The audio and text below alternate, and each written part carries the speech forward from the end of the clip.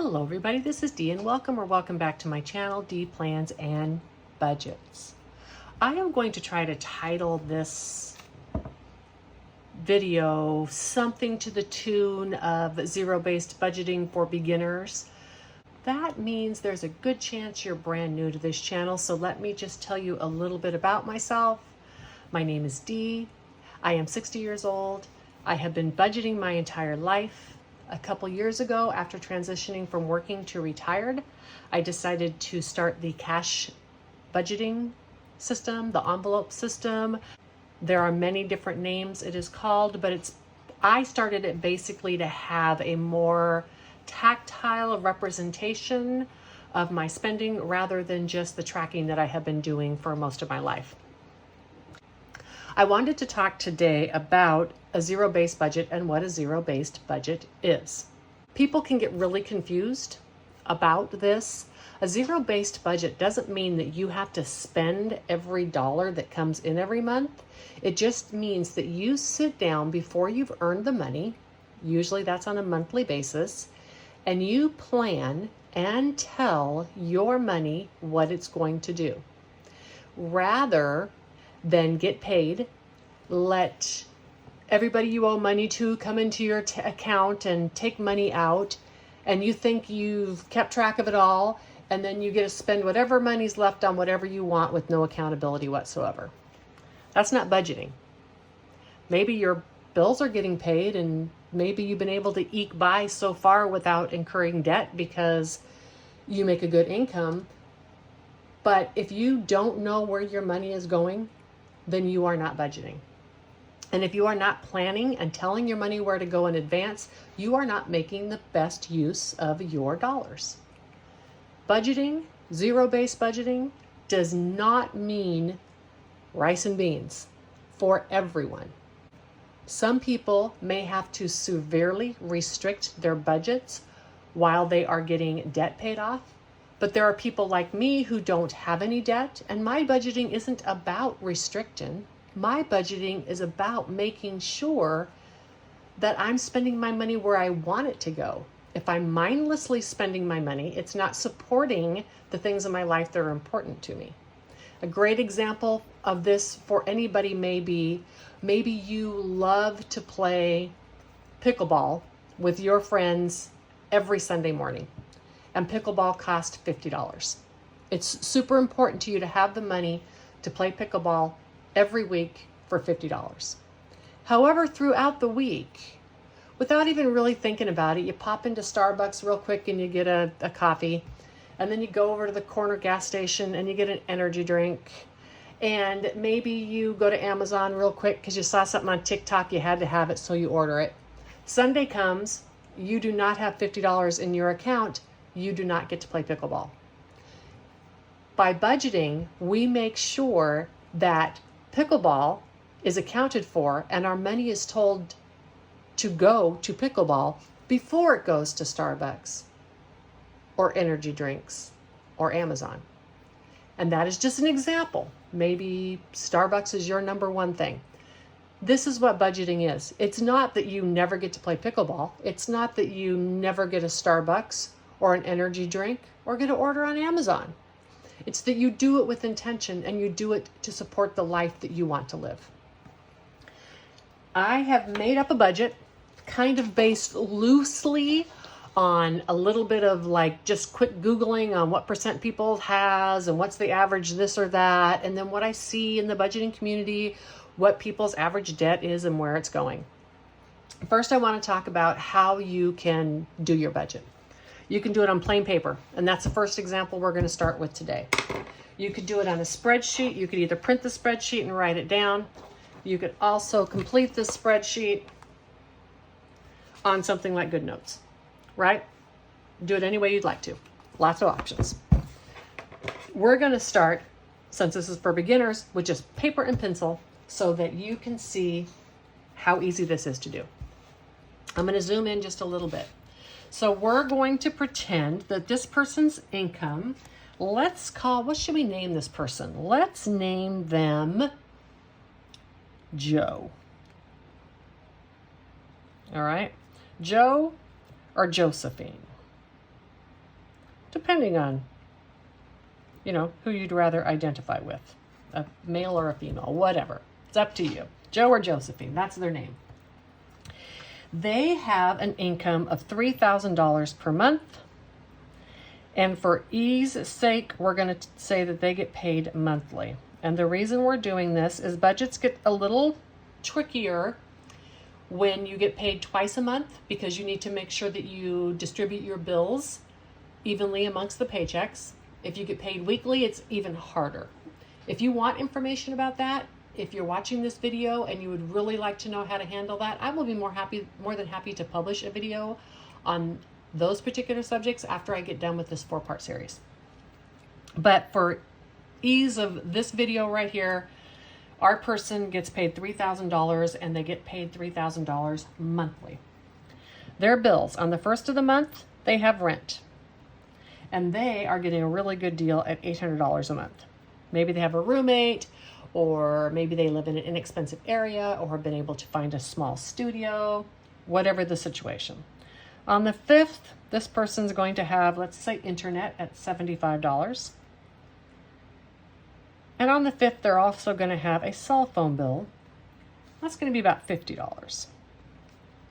They most likely have some sort of electric bill, or this person is for sure, and that is $50.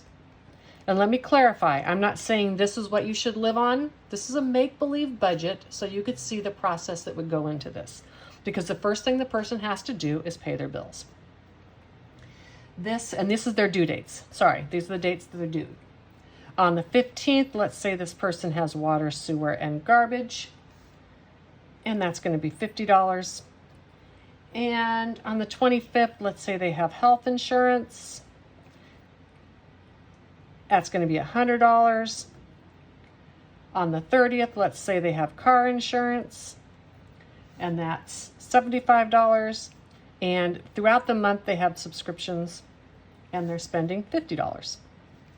And this is just an example of kind of some of the things that an average person needs within their budget. I can zoom in just a little bit more. Other people, this is going to be different. Maybe they don't pay water, sewer, and garbage. Maybe that's included in their rent, but maybe they have a higher cell phone bill, whatever, okay? This person, for this purposes, has those. Their total bills is $1,250. The next thing this person is going to do is take the $3,000 that they have, and they're going to do the $1,250, because that's $1,750 now that they have left for the rest of the spending they need to do for the month. The next thing that has to get done before anything else is their debt. And this is totally made up. I decided that this person had at least one credit card with a minimum payment of $100 a month. Most people do. I am fortunate. I do not have any debt. This person also has probably a student loan, as most people do. And let's say this person's is $150, and they have a car payment, which is probably close to $400 a month. So this total is $650. Now, from the $1,750 that they had left, I'm sorry you couldn't see that. From the $1,750 that they had left, less the $100 for credit card, $150 for student loan, $400 for car, a total of $650. So minus that amount, they now have $1,100 left for the rest of their expenses. The next thing that most people should put on their budget before anything else, this may not be you, because you may not be in a situation to do it. However, in an average budget, you need to save for emergencies, right? Because if you don't have money to handle emergencies, then you have to start not paying some of your bills or some of your current debt. If you have zero money in the bank to get new tires for your car, then what happens is you have to buy new tires on your credit card, and then this payment increases. So everybody needs to make a top priority to save in their emergency fund. This particular person is also going to be saving $100 a month because their employer is matching their retirement. So after those two expenses, their total that's going to savings is $250. You may not be there yet. You may be having to put this $250 towards debt, or this may be all you have to eat off of. I am doing a sample budget about telling your money where to go and having it be zero-based. I'm not trying to tell you how much money you need to live every month. This person had $1,100 minus their savings goal of $250. So left, they had $850. Now the next thing that needs to come would be our variable expenses. Our variable expenses are the things that we need to live every month. And we do have a little bit of leeway as to how much we're going to spend on them. Variable expenses are not limited to the items I'm going to list, but they almost always include them. So food, you need to eat, right? You need to take care of that in your budget. You need to make it a priority. You need to eat. This person's going to spend $200 a month. You probably need gas. Got to get back and forth to work, right? Or maybe that's a bus pass. You might also need to eat out. Now, this is one of those categories that probably nobody has to eat out, but almost everybody does.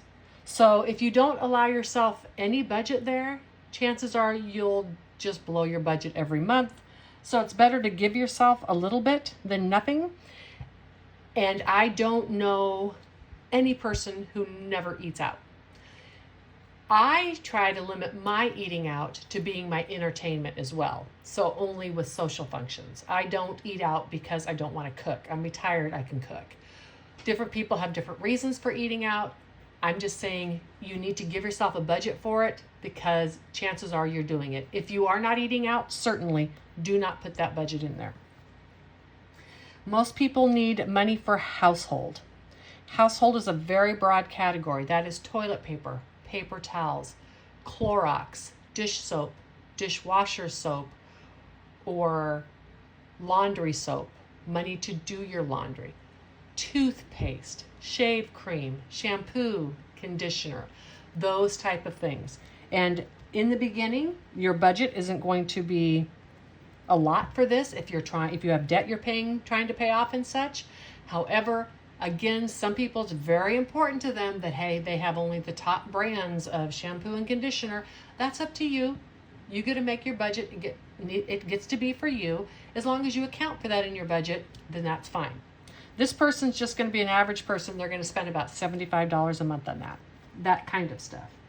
This person's also going to give themselves a pretty broad category in spending, and this is going to be $100. Now, remind you, these are a month, so they're getting $100 a month. The spending category often covers all these other things. That would be entertainment, going out with friends. That might be when you see something on TikTok that you just have to have. And so you go ahead and order it, right? Maybe you just needed those toe socks because all of a sudden toe socks were popular for 5 minutes and you had to have toe socks. Everybody needs some money to spend once in a while. Again, if you are struggling financially, if you have mass amounts of debt to pay off, or if you can't even pay your bills and eat, you don't get any spending money. You don't get any eat out money. But I'm doing just a sample budget of how the zero-based budget works. Adding all these totals together, this person's variable expenses are $525 a month. They have $850 a month left, and $525 is going to their variable expenses. That leaves them a remainder of $325.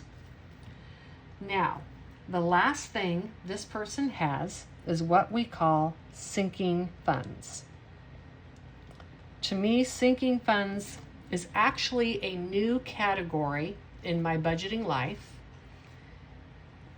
And I've done a form of it, but not as detailed as I do now. For most of my life, I did all of these things. I budgeted for my pay, my debt, my savings, my variable. But when it came to sinking, I basically then, that was whatever was left, went into an account, and I used it for things that would come up on a not regular basis. So that is what your sinking funds are. They are for things that you need to have every year that are maybe not on a regular basis. A really good example of this is Christmas. I personally don't spend a lot on Christmas, but many people, it is their everything. Unless you want to go into debt and be paying that credit card bill well into next year, it would really be a good idea to give yourself a budget for Christmas. This person's budget's going to be $50. That is $50 a month, $600 per year. Another thing people do a sinking fund for is clothing. We often don't need clothing every single month, and so we're going to do a sinking fund for this. And just to explain further, so the idea is if you start in January saving for Christmas and you put $50 in that envelope every month for 12 months, by the time Christmas comes in December, you have saved $600. We're going to talk about sinking funds later, the different types. Some of those are date specific. You need them by a specific date. Some of them are rotating or rolling. But basically what we're budgeting for now is just what we're going to account for in our budget every month for sinking funds. And sinking funds are things that are not as regular as food and gas, but are pretty regular within your daily life. Another area that people often do a sinking fund for is car tags. This person's car tags are going to be $300 a year, and so they're saving $25 a month for them. One that a lot of people have and should have is car maintenance. And this person is going to save, they want to get a total of $1,000, but they're okay with doing it over 2 years. So they're going to just put $42 a month into that envelope and hope there's no car maintenance, right? They might need an oil change or something out of there, but hopefully they don't have any big car expenses to get done. Maybe this person as well, as you can see, they had a lower phone number or phone bill. So maybe this person is also saving for a phone. They need $1,000 and they think their phone is going to last 1 more year. So they're going to save $83 a month for their phone. And this person is going to, they work hard, and so they are going to be saving money for a vacation every year. So they're putting $75 away in a vacation fund.